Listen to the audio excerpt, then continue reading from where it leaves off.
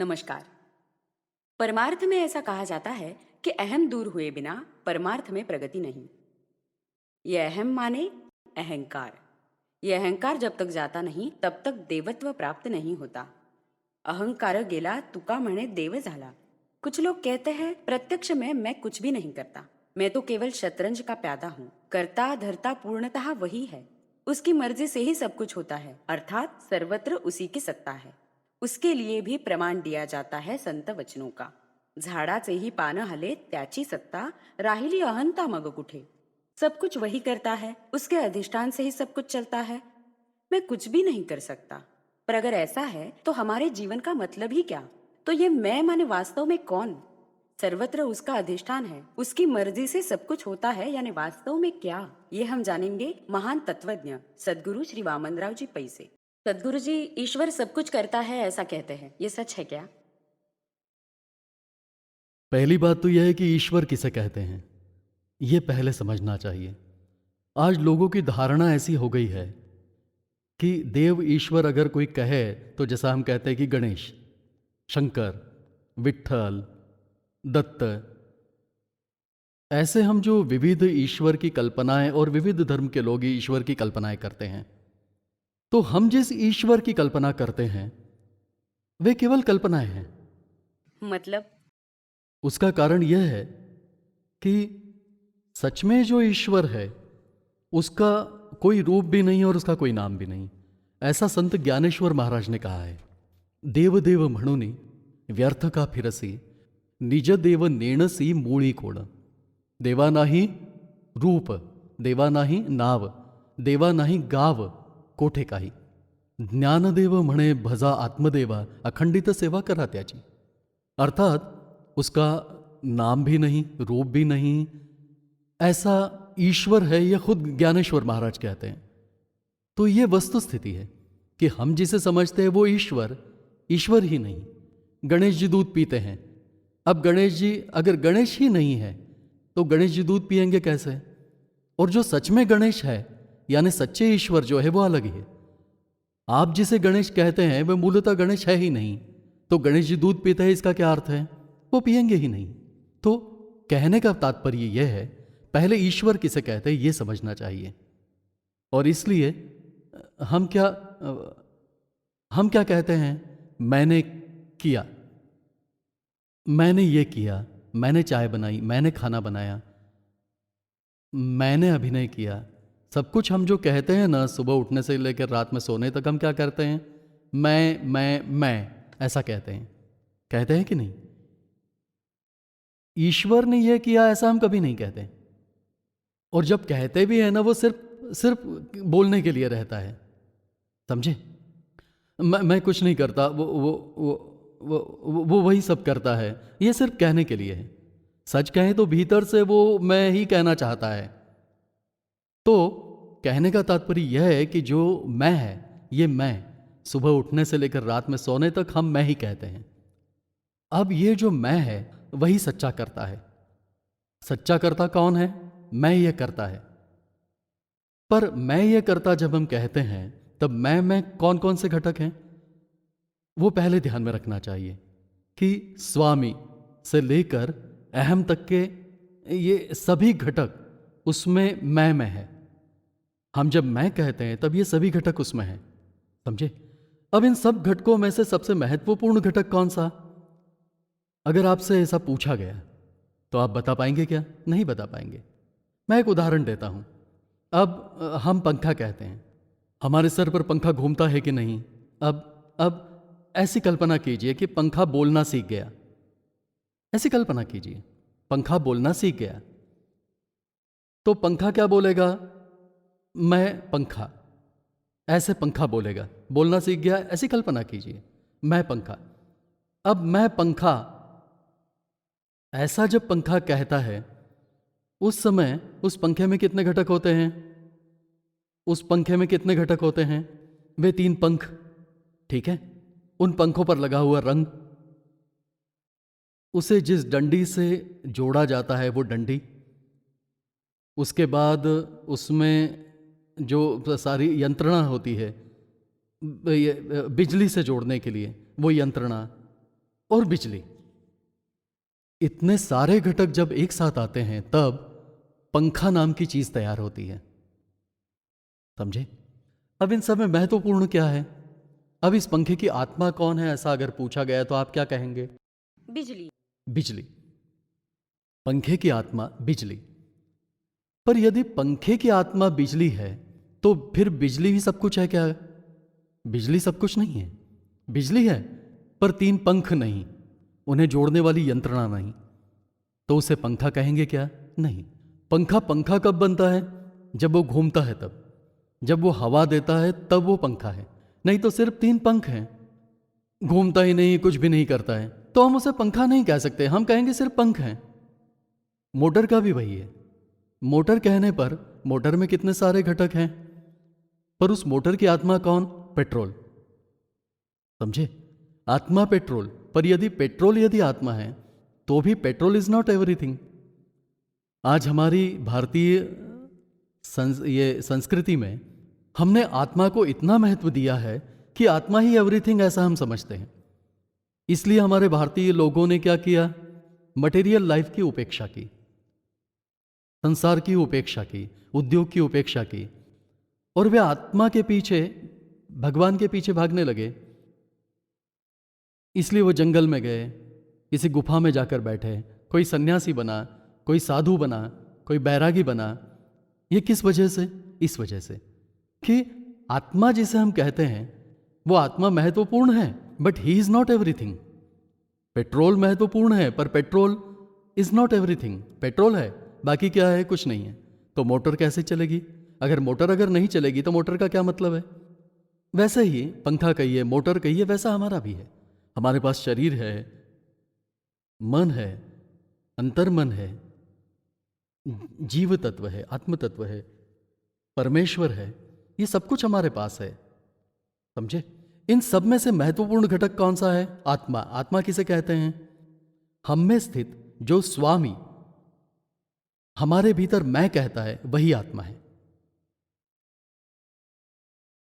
वही आत्मा स्वामी मैं कहता है, वो आत्मा यानी स्वामी जो हम में बसा है, हम में स्वामी बसा है। समझे? जैसे वो पेट्रोल महत्वपूर्ण है वैसे ही स्वामी ईश्वर के रूप में है। ईश्वर सर्वभूतानां हृदयेश्वर, जिसे हम परमेश्वर कहते हैं, वो ईश्वर रूप में हमारे भीतर है। जिसे हम परमात्मा कहते हैं वो आत्मा रूप में हमारे भीतर है। इसलिए ये हमारी आत्मा है। पर आत्मा ही सब कुछ है ऐसा नहीं, ये हम लोग भूल गए हैं और इसी वजह से आत्मा के पीछे भागने लगे, बाकी हर जगह उपेक्षा की। इसलिए हमारी अधोगति हुई। हजारों साल हमें गुलामी करनी पड़ी क्योंकि हमने मटेरियल लाइफ की उपेक्षा की, साइंस की उपेक्षा की, प्रगति की तरफ ध्यान नहीं दिया और हम आत्मा के पीछे भागे। इसलिए आज लोगों की धारणा क्या है? सब कुछ ईश्वर करते हैं। पहली बात यह है कि ईश्वर क्या है इसे आप जान ले। तो जिसे आप ईश्वर कहते हैं वो सच में ईश्वर नहीं है, और जो सच में ईश्वर है वो सच्चा ईश्वर हमारे भीतर मैं कहता है। जो सच्चा ईश्वर है उसके द्वारा शरीर एक बार धारण किया जाए तो शरीर की धारणा वही करता है। मोटर निर्माण करने वाला मनुष्य होता है, पंखा निर्माण करने वाला मनुष्य है, यानी वह कोई और होता है। ऐसा यहां ऐसा नहीं है। यहां शरीर से लेकर परमेश्वर तक A to Z वही है। A to Z वही है, ये ध्यान में रखना है। शरीर रूप में भी वही है, मैं रूप में भी वही है, आत्मा रूप में भी वही है, और परमात्मा रूप में भी वही है। तो ये जो वही है मैं कहता हूं ना, वो प्रत्यक्ष रूप में हमारे भीतर मैं कहता है। इसलिए मैं करता हूं ऐसा कहना और वो करता है ऐसा कहने में कोई अंतर नहीं है। समझे? मैं करता हूं ऐसा कहना और वो करता है ऐसा कहना, इसमें कोई अंतर नहीं है। अंतर कहां है? अंतर जिस समय मैं स्वामी के स्मरण में मैं कहता हूं और मैं ऐश्वर्या नारकर के स्मरण में मैं कहती हूं, उसमें अंतर है। समझे? अंतर है वहां। और इसलिए यह अंतर है, उसे समझना आवश्यक है।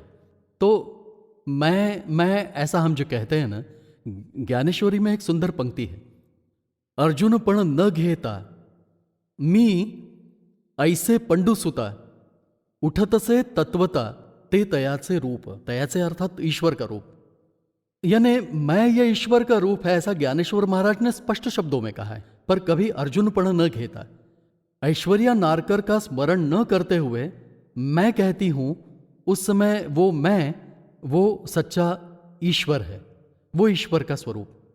संक्षिप्त में जिसे हम ईश्वर कहते हैं और जिसे हम मैं कहते हैं, ये दोनों एक ही है। पर गड़बड़ कहां हुई कि मैं जब मैं कहता हूं तब मुझे स्वामी का विस्मरण है, ईश्वर का विस्मरण है। और स्मरण किसका है? अहम का स्मरण है, समझे? अहम जिसे हम कहते हैं, उस अहम का स्मरण है। और इसलिए अहम के स्मरण में जब मैं कहता हूं तब हम में अहंकार, अभिमान, ये चीजें निर्माण होती हैं।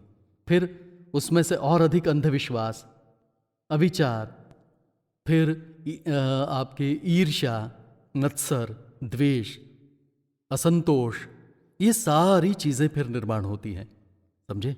इसलिए ये जो मैं है, ये मैं और जिसे हम ईश्वर कहते हैं, वो ईश्वर, दोनों एक ही है।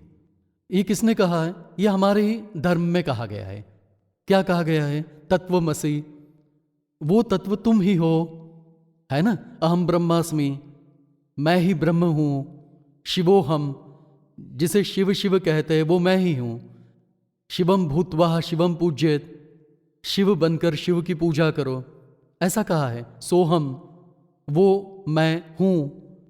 पर लोगों की धारणा क्या है? वो मैं हूं का अर्थ वह कोई अलग है, मैं माने कोई अलग है, और ऐसा हुआ है। और दूसरी धारणा क्या है कि वो शिव, मैं जीव, दोनों अलग अलग हैं। फिर जीव शिव का ऐक्य होना चाहिए, ऐसा लोग समझते हैं। ऐसा कुछ भी नहीं है। सारी गड़बड़ जो हुई है वो कल्पना में है, समझे? सारी जो गड़बड़ हुई है वो कल्पना में है। इसलिए कल्पना यह असली माया है, यानी माया का प्रत्यक्ष रूप माने कल्पना। कि हमने कल्पना की, कल्पना क्या की? हमें हमारे स्वरूप की विस्मृति हो गई। मैं जब मैं कहता हूं या मैं कहती हूं, उस समय मैं उस स्वामी को भूल जाता हूं और मैं कहता हूं। पर स्वामी के विस्मरण में मैं कहा तो एक बार ठीक है, यानी वो भी बुरा ही है, पर एक बार ठीक है। पर उस अहम को लेकर मैं बोलता हूं, वो भी बुरा नहीं है। अहम को लेकर मैं कहा तो भी बुरा ही नहीं है। पर अहम को लेकर मैं कहते समय उस स्वामी को भूलना ठीक नहीं, एक। और दूसरा, श्रेष्ठ कनिष्ठ भाव का होना ठीक नहीं, श्रेष्ठ कनिष्ठ भाव का होना ठीक नहीं। इसलिए सब कुछ ईश्वर करते हैं। इस वजह से कुछ लोग क्या करते हैं? सब कुछ ईश्वर को सौंप कर निश्चिंत हो जाते हैं, और ये फिर कुछ भी न करने के लिए या कुछ भी करने के लिए आजाद है। दोनों, कुछ करने के लिए भी आजाद और कुछ न करने के लिए भी आजाद, क्योंकि सब कुछ वही करता है ना। इस वजह से मनुष्य की अधोगति होती है, समझे? इसलिए उचित ज्ञान चाहिए। ईश्वर क्या, ये क्या, मैं क्या, इन सब का ज्ञान चाहिए। उसके सिवा सब व्यर्थ है। लोगों को यह समझ में नहीं आता।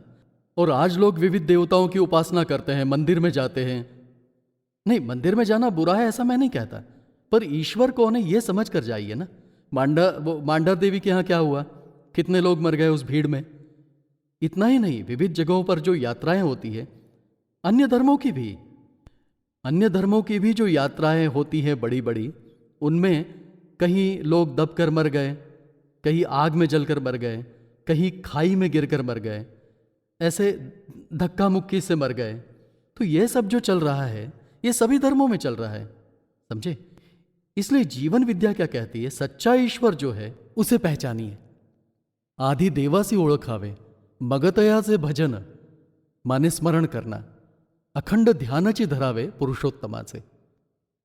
ये स्वामी स्वरूपानंद ने कही हुई पंक्ति है। तो मैं क्या कह रहा हूं, ये बहुत महत्वपूर्ण है कि जिसे हमें ध्यान में रखना है। ईश्वर करते हैं, सब कुछ ईश्वर करते हैं, ये सब कुछ झूठ है। इसलिए जीवन विद्या ऐसा कहती है कि जिसे आप ईश्वर कहते हैं वो कुछ नहीं करता। मंदिर के गणेश जी क्या करते हैं? मंदिर की देवी क्या करती है? मंदिर के विट्ठल क्या करते हैं? मंदिर के शंकर जी क्या करते हैं? वे कुछ भी नहीं करते। जो कुछ करते हैं हम करते हैं। उन्हें स्नान कराना, उन्हें वस्त्र पहनाना, उनकी अगरबत्ती से पूजा करना, दीप जलाना, धूप जलाना और आखिर में नैवेद्य दिखाना। और आखिर में नैवेद्य खाएगा कौन? हम। आखिर खाने वाले कौन है? मैं। आखिर खाने वाला कौन है? मैं। समझे? ईश्वर खाते हैं क्या? कभी नहीं खाते। वो कहते हैं नामदेव महाराज ईश्वर ईश्वर खा रहे थे वगैरह वगैरह, ये सब काल्पनिक है। नामदेव महाराज ट्रांस में जाते थे, मतलब समाधि अवस्था में जाते थे, भावावस्था में जाते थे, और उस भावावस्था में जाने के बाद वे ही खाते थे सब कुछ, पर उन्हें ऐसा लगता था कि ईश्वर ने खाया। समझे? खाते वही थे। कौन? नामदेव जी महाराज खाते थे, पर उन्हें ऐसा लगता था कि ईश्वर ने खाया है। वैसे ही रामकृष्ण परमहंस का भी है। रामकृष्ण परमहंस पूजा में बैठते समय भावावस्था में जाते थे और फूल देवी के चरणों में चढ़ाने की बजाय वो खुद पे चढ़ाते थे। समझे? इसलिए सबसे ज्यादा महत्वपूर्ण क्या है? मैं। इसलिए हम मैं करता हूं ऐसा कहते हैं, पर ये मैं कौन, इसे ध्यान में रखकर मैं कहना। और सच्चा स्वामी जो है, जो मैं कह रहा है, उसके विस्मरण में मेरा मैं कहना और अहम को लेकर मेरा मैं कहना, ऐसा मैं का स्वरूप है। समझे? ऐसा मैं का स्वरूप है। तो इसके लिए क्या करना चाहिए? इसके लिए स्मरण। स्मरण किसका? स्मरण किसका? हम कहते हैं भगवान का नाम स्मरण कीजिए, तो लोग श्री राम जय राम जय जय राम, श्री राम जय राम, कोई विट्ठल विट्ठल विट्ठल कहते हैं, कोई ओम नमः शिवाय कहते हैं, पर यह स्मरण नहीं है, यह उन मंत्रों का जाप है। समझे? हम स्मरण। अब मैं आपसे कहूं कि आप आपके पति का स्मरण करें, और आप अगर उनका स्मरण करने की बजाय क्या क्या नाम उनका, अविनाश अविनाश अविनाश अविनाश करती रही, परंतु स्मरण नहीं किया, तो स्मरण महत्वपूर्ण है। नाम उस स्मरण के लिए है। वैसे ही ईश्वर का स्मरण ईश्वर के नाम से करते हैं, यानी नाम ये आधार है स्मरण करने के लिए। तो महत्व किसका है? स्मरण का। नाम किसके लिए है? आधार के लिए। इसलिए नाम के आधार पर ईश्वर का स्मरण करना होता है। समझे? तो ये जो स्मरण करना होता है वो किसका करना होता है? ईश्वर का। ईश्वर का स्मरण यानी किसका? कि मैं कौन कहता है? वो जिसे हम अनंत कोटि ब्रह्मांड का स्वामी, जो परमेश्वर, वो इस शरीर के द्वारा मैं कहता है, ऐसा स्मरण करना है। इसे नाम स्मरण ऐसा कहते हैं। समझे? और वो जो अहम है वो सिर्फ व्यवहार के लिए, व्यवहार करने के लिए वो चाहिए ही। आपको अगर नाम पूछा, अजय आपका नाम क्या है? मेरा नाम ही नहीं है, ऐसा कहे तो चलेगा? तो नाम व्यवहार के लिए, जाति व्यवहार के लिए, धर्म व्यवहार के लिए, कुल गोत्र व्यवहार के लिए, ये सब कुछ व्यवहार के लिए है। माने व्यवहार छोड़ देंगे क्या आप? व्यवहार क्या सन्यास लेना है क्या? नहीं। तो व्यवहार छोड़ना, सन्यासियों को भी कहाँ व्यवहार छूटा है? व्यवहार किसी का भी छूटा नहीं है, सन्यासी हो या संसारी हो, किसी का भी व्यवहार छूटा नहीं है। और इसलिए ये जो व्यवहार है वो व्यवहार करने के लिए अहम आवश्यक है। तो अनावश्यक क्या है? द्वेष, दूजा भाव, श्रेष्ठ कनिष्ठ भाव, ये बुरा है। इतना आप छोड़िए। और यही संत तुकाराम जी कहते हैं, विष्णुमय जग वैष्णवांचा धर्म, भेदाभेद भ्रम अमंगळ, ऐका जे तुम्ही भक्त भागवत, कराल ते हित सत्य करा, कोणाही भूताचा नघडो मत्सर, वर्म सर्वेश्वर पूजनाचे, तुका म्हणे एका देहाचे अवयव, सुख दुःख जीव भोग पावे। कितनी सुंदर बात है। मतलब एक ही देह के अवयव, हाथ में दर्द हुआ तो मुझे होता है, पाँव में दर्द हुआ तो भी मुझे होता है, तो मैं कितना महत्वपूर्ण है। वैसे ही आपको यदि दर्द हुआ तो वो मुझे भी होना चाहिए, क्योंकि आपके भीतर जो मैं है वो मैं मेरे भीतर भी है। तो यदि आपको दुख हुआ तो मुझे भी होना चाहिए, आपको सुख मिला तो मुझे आनंद मिलना चाहिए। ऐसा होता है क्या? ऐसा नहीं होता। किसी का अगर अच्छा हुआ तो इसके पेट में दर्द होने लगता है, और किसी का बुरा हुआ तो वो खुशी से उछलने लगता है। ये गलत है, समझे? इसलिए ये मैं कहने वाला जो है वो मैं महत्वपूर्ण है। और मैं कहने वाला कौन है? वो ईश्वर ही मैं कह रहा है। इतना स्मरण किया तो भी काफी है। और उस अहम का उपयोग केवल व्यवहार के लिए ही करना है। बाकी जब आप घर में आप सोने जाते हैं तो वो सब एक तरफ रखकर ही जाते हैं ना सोने के लिए, या वो सब साथ में लेके जाते हैं? वो सब अपने आप आपके साथ आता है, ये बात अलग है। पर आपको उसका स्मरण नहीं होता है। हम जब सोने जाते हैं तब मैं हिंदू हूं, मैं फलाना जाति का हूं, ऐसा स्मरण कुछ नहीं होता है। ऐसा वो सब हम एक तरफ रख देते हैं, समझे? वैसे ही जरूरत के हिसाब से एक तरफ रखना, जरूरत के हिसाब से व्यवहार के लिए उसका उपयोग करना, इतना किया तो काफी है। फिर संसार में कोई बुराई नहीं है। लोग कहते हैं संसार बुरा है, संसार बुरा है, पर हम कहते हैं कि संसार यही जीवन का सच्चा सार है। संसार इस शब्द में ही सार है। तो जीवन का सार संसार, तो क्या संसार बुरा है? बुरा नहीं है। बुरा है दूजा भाव, द्वेष। इसलिए द्वेष को दूर करना है या द्वेष करते रहना चाहिए।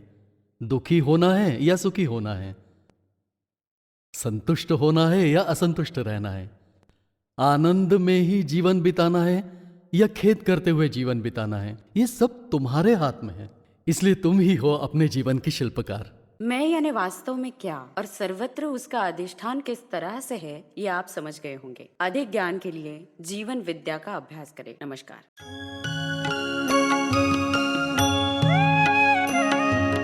हे ईश्वर सबको सन्मति दे, आरोग्य दे, सबको सुख दे, आनंद और ऐश्वर्य दे, सबका भला कर, कल्याण कर, रक्षण कर, और तेरा मीठा नाम मुख में निरंतर रहने दे।